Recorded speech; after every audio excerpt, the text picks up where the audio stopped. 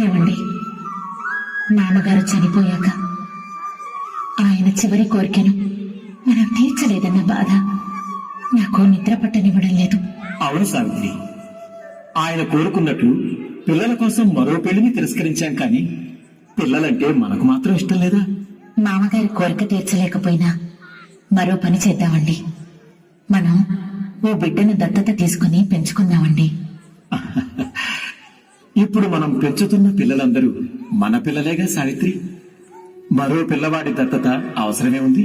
మీరు చెప్పేది నిజమే, అందరూ మన పిల్లలే. కాని పెరిగిన తరువాత ఎవరి దారి వారు చూసుకుంటే మనం నివారించలేం కదా. మనకు తోడుగా మన ఆశయాల కోసం మీరు ప్రారంభించిన కార్యక్రమాలను ముందుకు తీసుకువెళ్లడానికి మన వారసుడంటూ ఒకడుంటే ఆ తృప్తే వేరుగా ఉంటుంది. అలా చేస్తే మన అవసాన దశలో మన బాగోగులు చూసే ఒక ఆసరా, గొప్ప ఓదార్పు కదండి.